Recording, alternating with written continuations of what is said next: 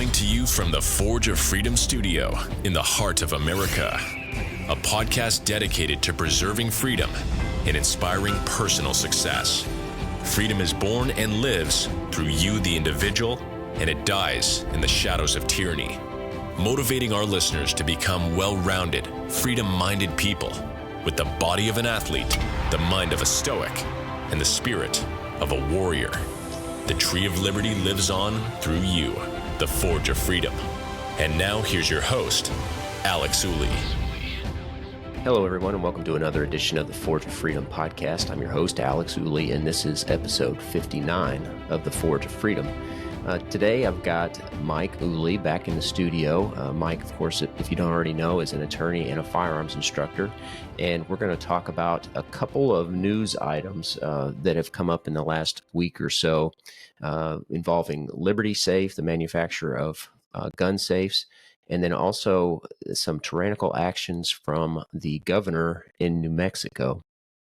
So we want to talk about those. I think that a little insight with our legal background will be helpful to those situations, to understanding those situations, and hope that we might be able to clarify what's going on with those. So with that said, Mike, welcome to the show again. Hey, thanks for being here, Alex.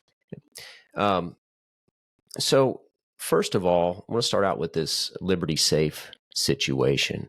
As we know, a man named Nathan Hughes was being investigated by the FBI for some actions that he allegedly took on January 6th involving the Capitol building. And apparently, and we know this was confirmed by Liberty Safe, but apparently the FBI obtained a warrant for Nathan Hughes's home. We don't know the details of that warrant, what the scope of that warrant was, but they obtained the warrant. They got into his home, apparently, and Nathan Hughes had a safe that they couldn't access. So they called the manufacturer of the safe, Liberty Safe, and said, hey, we have this warrant for Nathan Hughes. He has one of your safes. Can you help us get into it? And apparently Liberty Safe just gave the FBI the master code for the safe unknowingly to Nathan Hughes, their customer. And Liberty Safe put out a statement about this. It says on August 30th, and I'll link to this in the show notes, but it says on August 30th, 2023, Liberty Safe was contacted by the FBI requesting the access code to the safe of an individual for whom they had a warrant to search their property.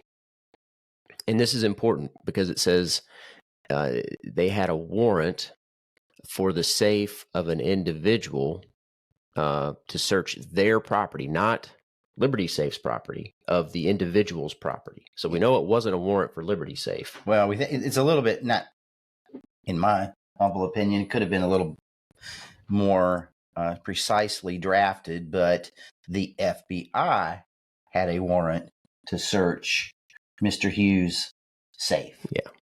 Yep. So it says our company protocol is to provide access codes to law enforcement if a warrant grants them access to a property. After receiving the request, we received proof of the valid warrant, and only then did we provide them with an access code. Liberty Safe had no knowledge of any of the details surrounding the investigation at the time. Liberty Safe is devoted to protecting the personal property and Second Amendment rights of our customers and has repeatedly denied requests for access codes without a warrant in the past. We do not give out combinations without proper legal documentation being provided by authorities. We regularly update our policies to ensure both compliance with federal and state law and reasonable consumer privacy protections within the law.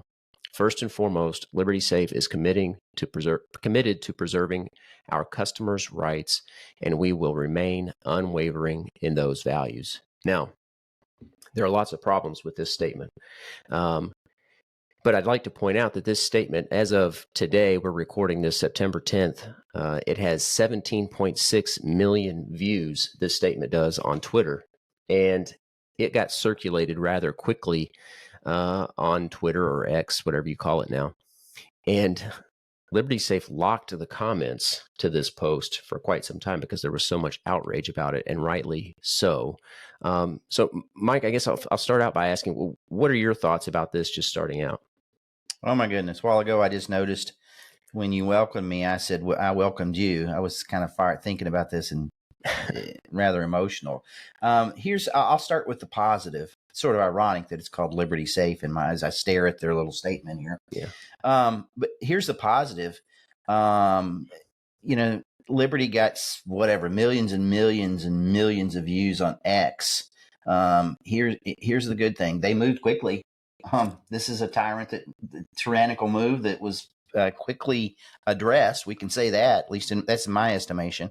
I think it's important to start out here, Alex, just a little bit, because I've actually listened to a couple of other podcasts and things like that, and I think some folks are a little bit confused about the scope of a warrant. And I just wanted to start out just a little bit and talk about that. What's really going on here? Warrants are issued pursuant to the Fourth Amendment to the United States Constitution when you have a federal case here. And part of the Fourth Amendment, which, by the way, some of our politicians, we're going to talk about the New Mexico governor in a bit. Some of our politicians ought to read the Constitution from time to time. But anyway, it says, no warrant shall issue but upon probable cause, supported by oath or affirmation, and particularly describing the place to be searched and the persons or things to be seized.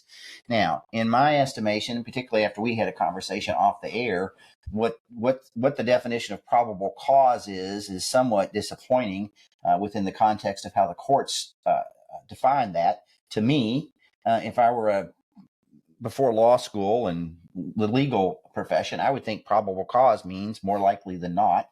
But I understand from talking to you, that's not what it means necessarily. And I don't think we need to get into that today, except to say that it's ambiguous what probable cause means. But let's assume, for the purposes of our discussion today, I think that the warrant that the FBI got in this case was valid under the law. And the warrant, though, was directed to Mr. Hughes and his property. And let's assume, and it may not have, but let's assume that it was clearly his Liberty Safe at his home was clearly within the scope of the warrant. Yep. Is that right? Yeah, it's not clear from Liberty Safe's statement that that's the case, but they say in their statement that the warrant was to search their property. And we're assuming, of course, that means Nathan Hughes's property, and that would include this safe. It doesn't say that the warrant included the safe particularly, but we're assuming for the sake of this discussion that it did. So let's assume the FBI was justified in looking in this Mr. Hughes safe. Whether they were or not, I don't know, but let's assume that they were. The question then is, what duty does a third party like Liberty Safe or even me have to help the FBI when they call up and go, hey, can you help us get in this guy's safe? Yeah. Keep in mind, this is not property that belongs to Liberty Safe. We'll also assume that from the context. Once Mr. Hughes bought this safe, wherever he bought it, it became his property. And this is crazy to think that I think initially they were trying to say, hey, want you to almost believe that they had some obligation to do this implicit. It doesn't say that directly, but here's the question. Did they have a duty to help the FBI? And here's the other thing. What if the FBI called me and said, hey, Mike, I understand you have an acetylene torch and some grinding wheels. Can you come over here and help us out, get into Alex's safe? Yeah. I don't have any obligation to help the FBI, get it and break into your safe. Mm-hmm. Now, if I'm Liberty Safe, I may be more interested in kowtowing to government authorities than I am in protecting my customers. But it's certainly not compelled to do that. Which is exactly, their actions here speak to exactly the opposite of their stated commitment here. They say, first and foremost, Liberty Safe is committed to preserving our customers' rights, and we will remain unwavering in those values. Well, their actions here speak to exactly the opposite. That, in fact, they prioritize the interest of the FBI over their own customers' rights and privacy and security. It's typical corporate America. They say one thing and do another. Yeah. Let me ask you this, Alex. So when would, in a typical scenario, when would let's say I have the acetylene torch and the grinding wheels, when would I have a legal obligation to help the FBI? So how would that work? So Liberty, I'll just use Liberty Safe here by example. So the warrant for Nathan Hughes's property had no legal binding authority over Liberty Safe at all. It did not create any sort of duty or legal obligation on behalf of Liberty Safe. Ordinarily, if the FBI wanted the assistance of Liberty Safe in getting into their customer safe, the FBI would send a subpoena to Liberty Safe requesting documents or information that would allow the FBI to access the safe. And that subpoena would be a court order to provide the information. And Liberty Safe would have an opportunity to object to that subpoena.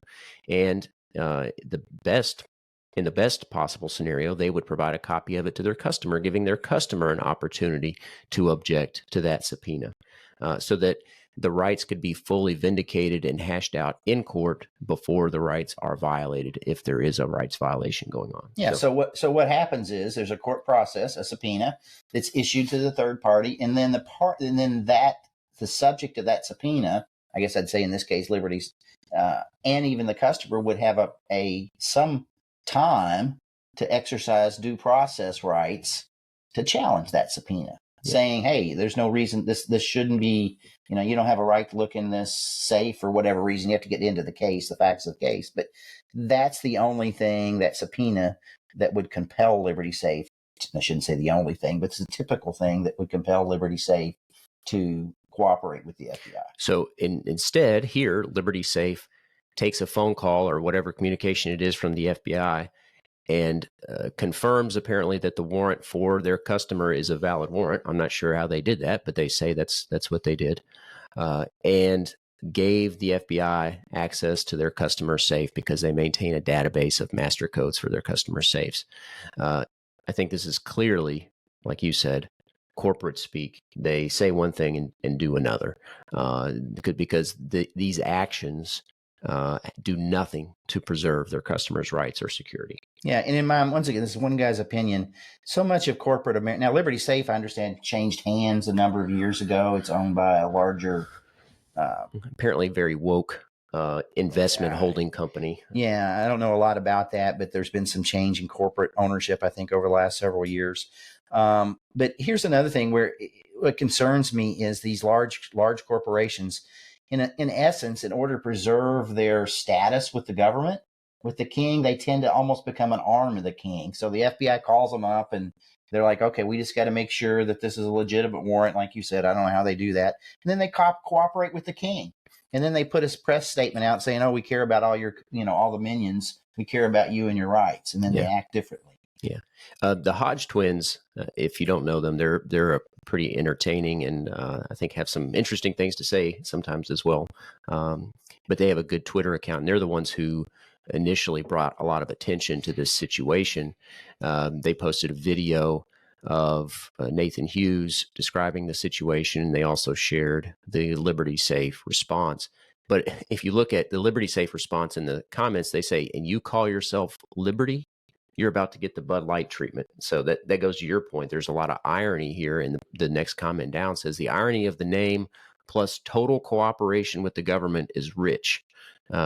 So that's exactly right here. The safe was neither a protection of liberty or property. So there's a lot of irony in the name there for sure. But there was a huge, I think, thankfully, the Hodge twins brought a lot of attention to this. There was huge backlash to this from the public. As I said, Liberty Safe locked down the comments to the post very quickly after the huge backlash. But they posted a response relatively quickly. It says this was posted September 6th. And so that was just a day after they posted their initial response. And they said, at Liberty Safe, we are dedicated to safeguarding the rights and privacy of all our customers. It is a promise that remains deeply personal to our employees and leadership. Our company, one of America's oldest and largest safe manufacturers, was founded on the belief that Americans should have the fundamental right to protect and safeguard their valuables and property. Notice it doesn't mention the Second Amendment. No. That's okay. As a courtesy to our customers, Liberty Safe has long adhered to industry standards by maintaining a secure database of factory set combinations. This practice helps customers regain access to their safe for a wide range of reasons, including loss of the original combination, service requests, and warranty issues. Liberty Safe processes over 4,000 requests of this type annually and provides combinations to safe owners only once they provide clear documentation of their identity and their ownership of the safe. So it sounds like actually there are probably more obstacles for the owner to get the access to their master code than the FBI. Or if you know an FBI agent, you can have him or her call and we'll get it right out to them. Exactly. But this is rich too, because it says Liberty Safe has long adhered to industry standards by maintaining a secure database of factory set combinations. They're sort of deflecting responsibility here by saying, hey, everybody else does this too, right? Yeah. So don't look at us, look at everybody else as well, which I think is sort of cowardly. But the other thing is, I think that it's totally reasonable if they want to keep these combinations, but from the outset, they should have allowed their customers to opt in or opt out of this program one way or the other, because most people, if they knew this was going on, would want Liberty Safe to delete this master code, because frankly, if it's not your key, if it's not your code, it's not your safe. Yeah. I might actually disagree with you. I don't know that it's reasonable for them to want to keep these. I think it's reasonable for them. I'm being nitpicky here. It might be reasonable for them to want to give the customer that option. Mm-hmm. And I can understand why some people, I wouldn't want that. First of all, I don't believe there's any secure database. Number two, and maybe I'm tainted now by what they've done, but do you believe them that they get rid of it? I don't know. I certainly wouldn't. I mean, this was a huge violation of trust. So how can you ever trust that they're going to do the right thing going forward? And maybe they can rekindle that trust with their customer base going forward, but it's going to take a long time. Yeah. I mean, I've got safes that have the touch pads. They're convenient, but I tell you one thing, and I'm not a locksmith, don't even know a locksmith. But it makes me, I understand from listening to a couple of them, it makes me wonder if you folks ought to go back to a mechanical dial, right, where there is no electronics, there is no database. So I don't know. People are going to have to make their decision. What's the only thing I'll say about this is maybe this is a good policy. I think it is. The only thing, and I don't want to get into the technical stuff. It makes me, I think they shouldn't keep it unless you take an affirmative action for them to house that information. The way it is, they're saying we're going to keep it unless you opt out. And maybe there's a reason they can't do the my preference. I don't know. But the thing is, this should have been, or a policy like this should have been the policy before they got millions and millions and millions of criticisms on X. This should have been the policy from the very beginning. Yeah, exactly. And we're going to get into that policy here. This is a 3-page statement here on Twitter, and I'll link to this in the comments. But the first page I just read to you, the second page goes on. It says, we listen to our customers and update our products and practices in response to their evolving needs. Today, we are announcing a change that empowers our customers with greater control over their information. Effective immediately, existing customers can visit libertysafe.com /pages/combination removal and fill out the form to have records of their access codes expunged. In the coming weeks, we will be releasing a feature that gives every new customer this option when registering their safe. This change allows our customers to take control of how their information is stored and protected. We understand that many of our customers are willing to assume the responsibility of safeguarding their own combination, while those who opt out of our data storage process will have limited recourse in the case of a lost combination. We respect their choice and are here to support them in the way that's best for them. And by the way, I checked that link and like a couple days ago or whenever. I mean, it's there, it's simple, and maybe you can put a link in for folks if you have a Liberty Safe and you want to go there. And I'll link to the Liberty Safe page where you can have your master code expunged. So, but what that means is if nobody can, I mean, your safe is now secure if you, you alone are responsible for the combination to your safe. Yep. Yeah. We have also, and this is the final page here, we have also revised our policies around cooperation with law enforcement. Going forward, we will require a subpoena that legally compels Liberty Safe to supply access codes, but can only do so if these codes still exist in our system. So I'll link to this statement here as well, the response. But like you said, Mike, this should have been their policy from the very beginning. I mean, customers should have the ability to take the security of their own property into their own hands. And if they want Liberty Safe to expunge that record, they should certainly be able to do that. And there's no true security or safety if somebody else has the access code to your safe. Yeah, I think you mentioned this yesterday. We were talking about the Bitcoin. What's the Bitcoin saying about the encryption? For those of you familiar with Bitcoin, go ahead, Alex. Not your keys, not your coins. And the idea is, if it's a digital currency, obviously, or asset, depending on how you look at it, but it's held a lot of times on an exchange that's owned by somebody else, okay, by Coinbase, by Binance, companies like that. Yeah.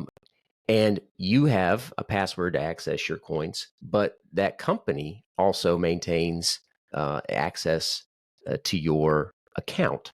And if you don't take your coins off that exchange, they have access to your account. So if it's not your keys alone, it's not your coins. And I think that applies just like it does here with the gun safe. If it's not your code, it's not your guns. It's not your property in the safe. And I think I heard you say, maybe it was on Paul Lathrop's or Second Amendment Foundation podcast. Maybe it was you or Paul one. I'll give you both an attaboy on this, but I think you both were talking about Liberty. First of all, from my standpoint, when I hear Liberty Safe, I think of very high quality American made safes. Okay. Their safes can last X amount of minutes and 12, 14, whatever. There are all these statistics. The metal is so thick. There's so many bolts. Just from a physical security, a fire resistance standpoint, they're just top quality stuff. And it just seems strange to me that, they market all this stuff to keep your property secure, and man, you're in good hands unless the FBI calls. Yeah. Yeah, it can withstand 1,200 degree temperatures for 120 minutes or whatever the statistic is. They have 7-gauge steel walls. They have anti-drill pins and hinges. But if the FBI calls, they're just one call away from access to your safe. Yeah. So that's the policy that Liberty Safe took in this circumstance. They've changed their policy, at least it looks like they have. But I think they've lost the trust of many, if not most, of their customers. Yeah, and it makes you wonder, and I don't know, I'm just speculating, but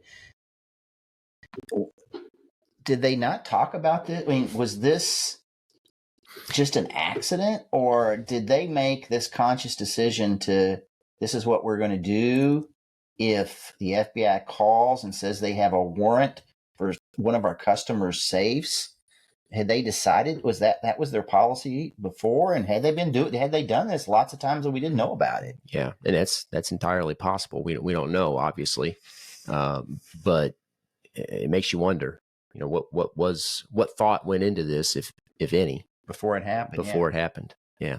And a lot of people. I'll just mention real quickly. A lot of people have compared this situation to Apple and have sort of poo-pooed the comparison, because Apple's this, for those who don't know, back several years ago, Apple was pursued by the FBI to create a backdoor to an iPhone of a person who killed several people in San Bernardino, California, and Apple refused to do so. Some people are saying, well, yeah, but Liberty Safe isn't Apple. They don't have billions and billions of dollars. But Liberty Safe is not some small company. They have the ability to review these requests, and you know what? How much effort does it take to say, come back to me with a subpoena, and then maybe we'll comply. Almost none. It doesn't take some huge organization like Apple to make the FBI go through the appropriate legal hoops to gain access to this information.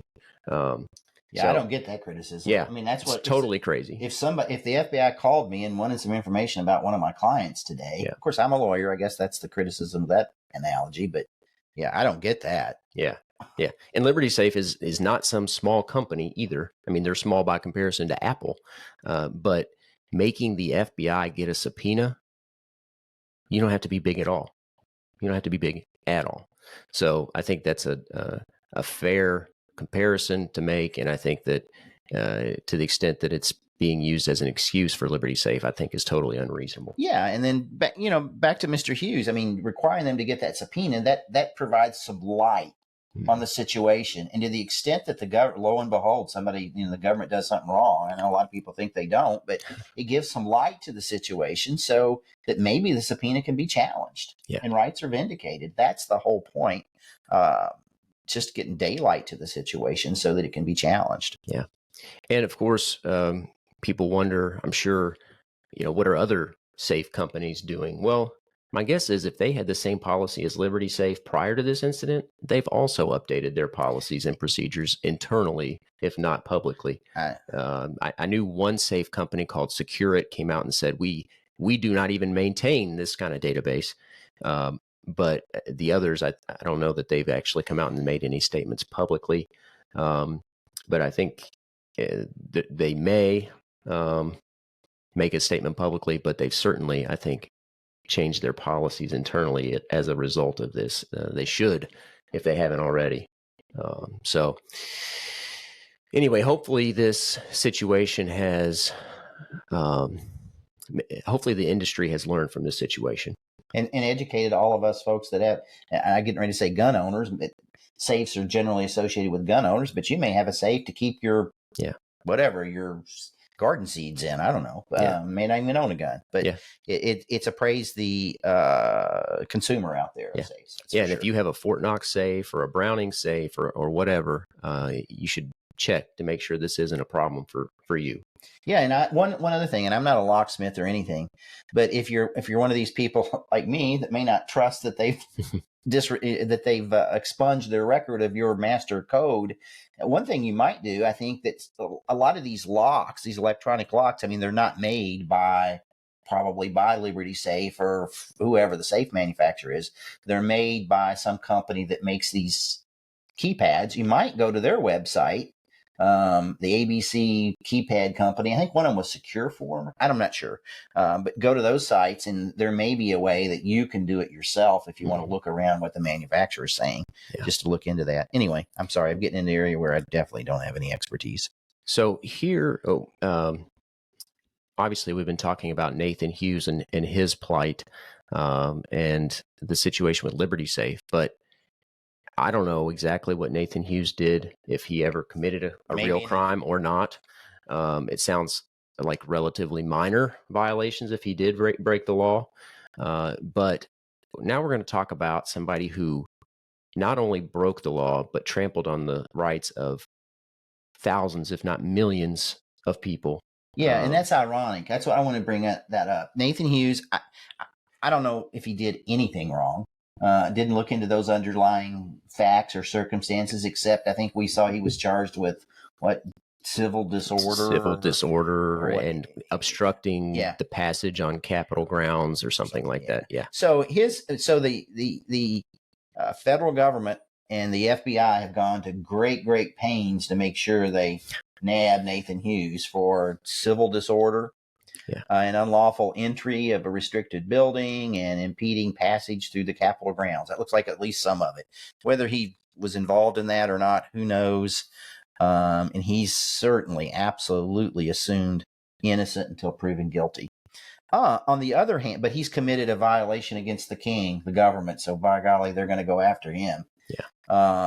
But on the other hand, we've got the king, in my mind, committing egregious civil rights crimes. And that's Governor, whatever her name is, in New Mexico. Yeah. Governor Grisham down in New Mexico announced a 30-day ban on open and concealed carrying of guns in Albuquerque and Bernalillo County, New Mexico. And she says gun violence is killing between 2 and 3 children every month in New Mexico. Every single one of these deaths is unconscionable, and they must be stopped. So she just blanket orders the termination of your constitutional rights if you're in Albuquerque or Bernalillo County, New Mexico. So here's somebody, like you said, Nathan Hughes. He's apparently charged with or being investigated for civil disorder, unlawful entry on a restricted building, and impeding passage through Capitol grounds. Crimes against the king, crimes against the government.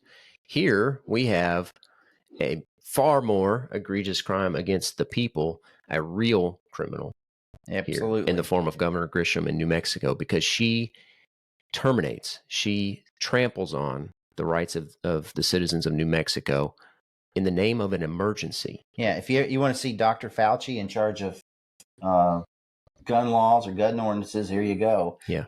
What's ironic, and I don't want to even get into the policy, but what's ironic is that in her little press conference she did about it, she essentially admits it's not going to do any good. Yeah. But this is a blatant violation of the Second Amendment. It's contradictory to Bruin, the Second Amendment case from the Supreme Court.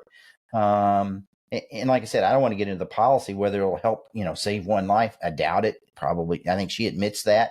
But it's just such a blatant violation of black letter law. And she says the Constitution is not absolute. I took an oath to the Constitution, but that's not even absolute. I mean, it's just total craziness is what it amounts to. I'll tell you, it's funny. I want to read this. I'm going to make a plug here. Okay, please. I think GAO, Gun Owners of America. GOA. I always get that wrong. Has already filed a lawsuit. Second Amendment Foundation, I'm sure, if it hasn't already, will soon. Firearms Policy Coalition, if they haven't, probably will file a lawsuit. Please support these organizations. I got an email last night from FPC, and I thought this was a good quote. Remember, there are 4 boxes to be used in the defense of liberty. The soap box, which is kind of what we're on here. The ballot box. The jury box. I think she ought to be subject to the jury box and criminal charges, if at all possible. And the cartridge box, to be used in that order. When scumbag autocrats, this is from FPC, scumbag autocrats like Michelle, whatever her name is, commit treason and assault your liberty, we need to heed this axiom and defend liberty. So support FPC, Gun Owners of America, and Second Amendment Foundation. Yeah, Gun Owners of America announced last night that they have filed a lawsuit against New Mexico Governor Grisham in her tyrannical executive order banning firearm carry. The National Association of Gun Rights has also filed a case down there as well, challenging this tyrannical order from the governor. But one thing I want to mention here, she says the First Amendment, she basically just suspends the Constitution. She says the First and Second Amendment does not exist due to an emergency, essentially. And what's the emergency? It's one that she just declares out of thin air. Mm-hmm. And that raises another problem. And I think that she and probably other politicians learned from the pandemic that if we just declare an emergency, we can do whatever we want. Yeah, it's funny.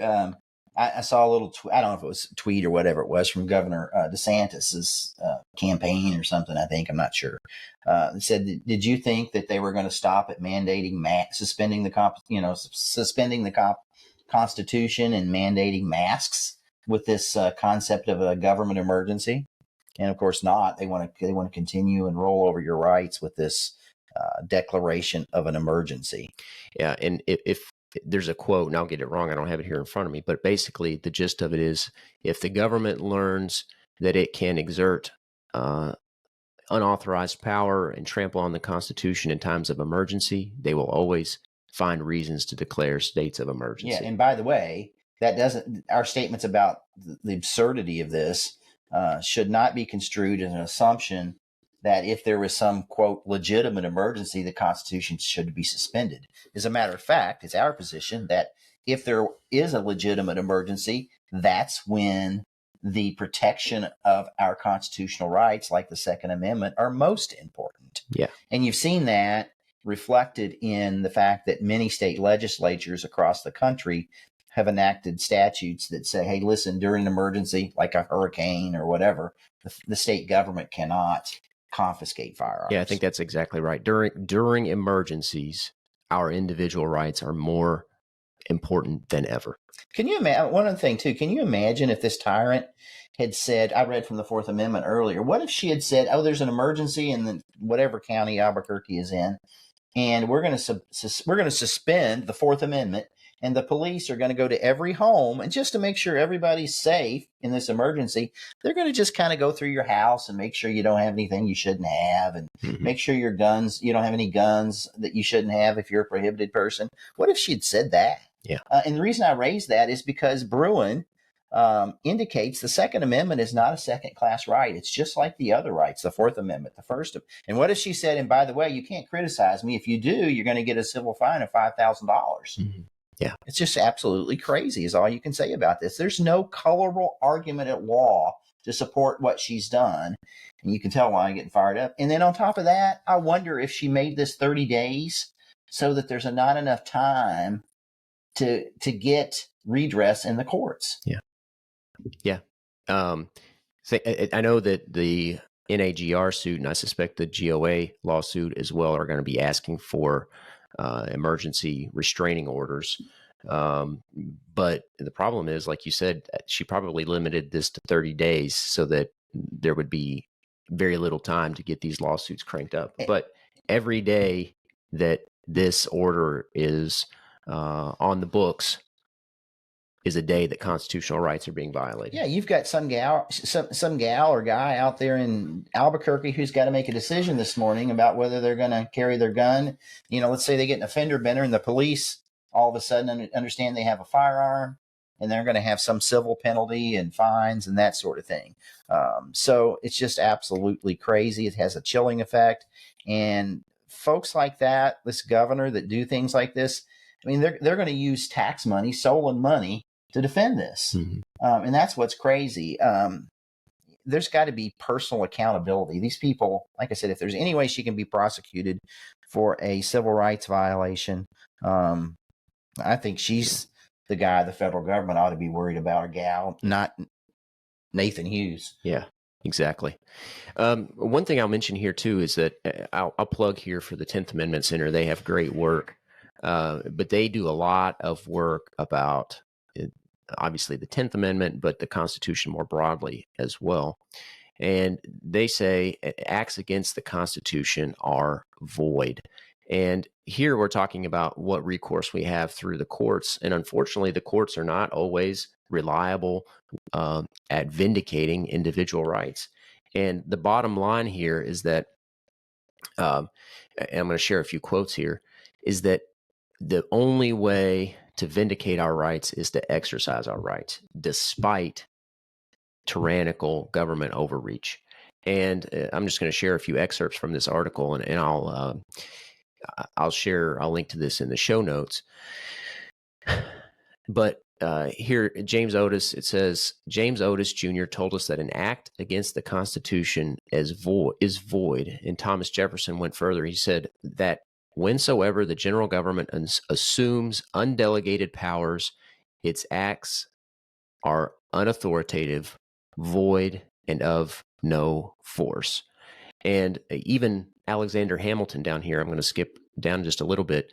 He says, there is no position which depends on clearer principles than that every act of a delegated authority, contrary to the tenor of the commission under which it is exercised, is void. No legislative act, therefore, contrary to the Constitution, can be valid.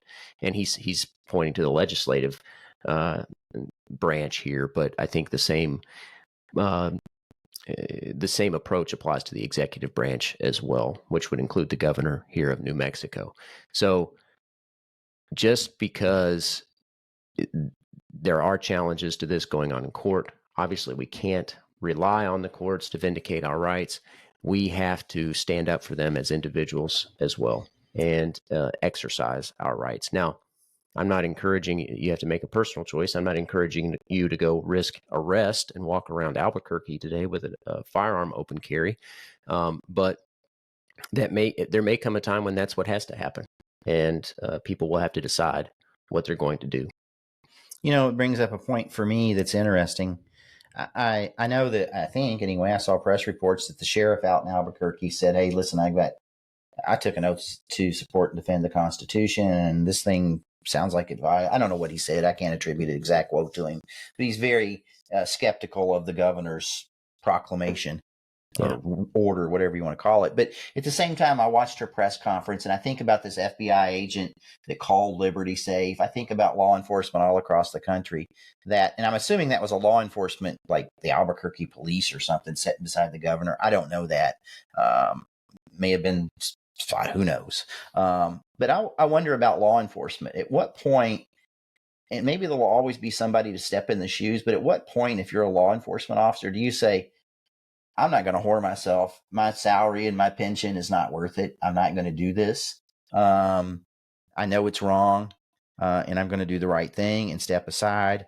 I suppose they think to themselves, and I'm just talking out loud. I suppose you and I were talking about this. They think to themselves, if I don't do it, somebody else will step in and do the wrong thing too. So I might as well go ahead and do it, and then I'll get my pension and whatever. But I really think, and there are lots of great law enforcement out there, but I think if you're in one of these government positions, there comes a time when you have to say enough's enough, and I'm not going to participate in this charade of tyranny that these politicians are addicted to so that they can continue to gain power. Yeah. It's amazing. You and I, we went to Europe recently, and we both visited a concentration camp. But what was amazing to me was obviously the concentration camp itself was large, but it was only like 25% of the entire compound. The remainder of the compound was occupied by SS, by police. So the number of police that it took that were complicit in the operation of these concentration camps was astounding. And there has to be here not only the desire for liberty in the citizens' hearts and minds, but also in the law enforcement to refuse to engage in these unlawful and tyrannical executive actions and legislative actions for that matter. So hopefully there are enough law enforcement left in America that care about the Constitution, that care about freedom, and that are willing to step down or not engage in the enforcement of these sorts of actions or these sorts of tyrannical measures. Yeah, and I'm not trying to equate current law enforcement with what happened in Germany. I mean, I've like you, I've been to Dachau and Auschwitz and Buchenwald, and it's amazing to me how that happened. How people said they were just following orders. They just become complicit in this whole thing. And to a small extent, I see that here with some law enforcement. They're like, they point to an ordinance or they point to a proclamation and say that's the law. And no, they've got to know. I think this is a question. They've got to know in their gut that what they're doing is wrong. Yeah. And I'm not suggesting they go to jail, but they don't have to take a positive action. They can walk away and at least not take money to engage in illegal activity or a wrong activity. Yeah, and obviously it's a matter of degree. The what's going on here is not what was going on in the concentration camps for sure. But nevertheless, like you said, it just sort of, I think it eases, it goes down the path to tyranny little by little. And we want to stop down that path sooner rather than later. And I think, like you said, if more law enforcement would embrace this idea from Thomas Jefferson and from many of the other founders that acts against the Constitution are void, that our rights would be far more secure. So, and I want to share one more thing here. This is from Sam Adams. It says, it takes both education and a love of liberty, plus the backbone needed to defend it against all dangers, whether the government likes it or not. And I think that's exactly the sort of attitude and perspective and approach we need to take with respect to our rights. We need to defend our rights, stand up for our rights, whether the government likes it or not. Yep. And remember what FPC said. There are 4 boxes to defend liberty: the soap box, the ballot box, the jury box, and the cartridge box. We're at the soap box. You're going to have a chance at the ballot box. I'm not so sure Governor, whatever her name is, shouldn't get the opportunity to be in front of a jury box to evaluate her situation. But we hope what we're talking about today helps you have conversations with your fellow citizens, with other folks, so that you can sort through this and see how these politicians are trying to put blinders over your eyes. Yeah. And we hope that you have conversations with other people about this. Yep. All right. I hope you all enjoyed. I think we'll leave it there. I hope you all enjoyed the conversation. I hope you gleaned a little bit from it. Hopefully we were able to provide some context and at least some food for thought. And until next time, remember, you are the Forge of Freedom. Thanks for listening to this episode of Forge of Freedom. Be sure to subscribe wherever you heard this podcast so you never miss a future episode. For more information or to connect with Alex, you can go to forgeoffreedom.com or follow him on Twitter @ForgeOfFreedom. Until next time, remember, you are the Forge of Freedom.